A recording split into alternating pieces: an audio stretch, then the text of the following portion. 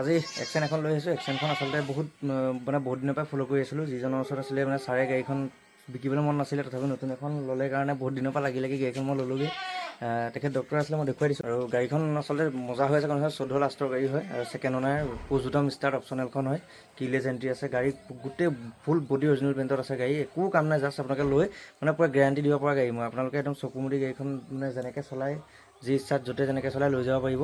একদম চকুমুদি ল'ব পাৰিব, একদম নতুন গাড়ী, শ্ব'ৰুমৰ গাড়ীখন উলিয়াই চলালে যেনেকুৱা লাগে তেনেকুৱা হৈ আছে গাড়ীখন চলিছে 76,000 জেনুইন আছে। তো গাড়ীখন আপোনালোকক ভাবিলে অলপ ৰিভিউটো দেখাওঁ, বলক চাই লওক।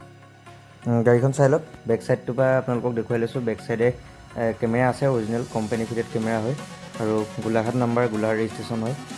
গাড়ীখন গোটেই বডি অৰিজিনেল পেইণ্টতে আছে, আপোনালোকে দেখি অনুমান কৰিব পাৰিব। গাড়ীখন যিহেতু মই ৱাশ্বিঙত দিয়া নাই, ৱাশ্বিঙত দি দিলেতো আৰু শ্বাইনিংটো আৰু একদম ধুনীয়াকৈ আহি যাব। আৰু টায়াৰ কণ্ডিশ্যন 70%ৰ ওপৰত আছে। গাড়ী অলম'ষ্ট আপোনালোকক কি ক'ম যে মোৰ চলাই গাড়ীখন বিৰাট ভাল লাগিলে, বহুত ধুনীয়া হৈ আছে। আৰু গাড়ীখন প্ৰথম কথা, ৰাতি যেতিয়া আপোনালোকে চাবিটো অন কৰিব, লাইটিং বহুত ধুনীয়া।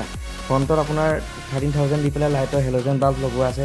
ফগ লেম্প লগাই থোৱা আছে 9,000 টকীয়া। গাড়ীখন আপোনালোক কি ক'ম, বহুত বস্তু লগোৱা আছে। আৰু ভিতৰত এম্বিয়েণ্ট লাইট লগোৱা আছে, ব্লু বা RGB এনেকৈ জ্বলি থকা। বাকী এলয় কোম্পানী ফিটেড হয় আৰু সেইফালে কিলেছ এণ্ট্ৰি হয়। সেইটো দেখিছে, পুজুটাম গাড়ীত যিমানখিনি থাকে অপশ্যনেলখনত কিলেছ এণ্ট্ৰিটো থাকেই। আৰু বেকৰ মই ছিটটো অলপ দেখুৱাই দিছোঁ, কাৰণ চফা কৰা নাই, লেতেৰা হৈ আছে। ইণ্টেৰিয়ৰটো খুব মজা হৈ আছে, এইটো চাই লওক ইণ্টেৰিয়ৰ। আৰু এইফালে ফ্ৰণ্টত গোটেই এম্বিয়েণ্ট লাইট জ্বলি যায় ৰাতি, যেতিয়া আপুনি চাবি অন কৰিব ডেছবৰ্ডত এম্বিয়েণ্ট লাইটটো জ্বলি যায়। দিন হৈ আছে কাৰণে মই দেখাব পৰা নাই। বাকী পুৰা স্মুথ হৈ আছে গাড়ী, একো চাউণ্ড নাই। বডি ছাছপেনশ্যন, বেৰিং বুচিং একোৱেই চাউণ্ড নাই।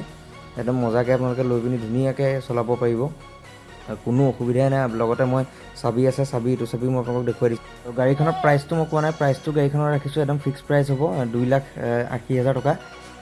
গতিকে চাই ল'ব আপোনালোকে আহি মেলি গাড়ীখন। খুলি পেলাই আপোনালোকক দেখুৱাম, আপোনালোকে তেতিয়া অনুমান কৰিব পাৰিব যে গাড়ীখন ইঞ্জিন বা কি কণ্ডিশ্যনত গাড়ীখন কেনেকুৱা কণ্ডিশ্যনত আছে। কাৰণ যিহেতু মই পুনৰ কৈছোঁ যে ৱাশ্বিং দিয়া নাই, ৱাশ্বিং দিলেতো গাড়ীখন আৰু বঢ়িয়া হ'ব। মই যেনেকৈ আনিছিলোঁ তেনেকৈ থৈ আছে। ইঞ্জিনটো আপোনালোকে দেখিয়ে গম পাব, একদম নতুন গাড়ীৰ নিচিনা চাফা হৈ আছে ইঞ্জিন।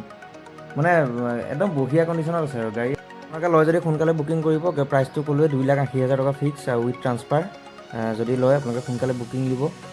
বুকিংটো দিলে আপোনালোকৰ গাড়ীখন বুকিং হৈ যাব, কাৰণ সোনকালে যোনে বুকিং দি দিলে কিছুমানে ফোন কৰি থাকে, অকণ দিগদাৰ হয়। সেইটো কাৰণে ক'লোঁ আপোনালোকক। আৰু ভাবিলোঁ ভিডিঅ'টো আপোনালোকক ধুনীয়াকৈ ৰিভিউ কৰি দেখাওঁ। আজিলৈ ইমানেই আছিল, বাই বাই।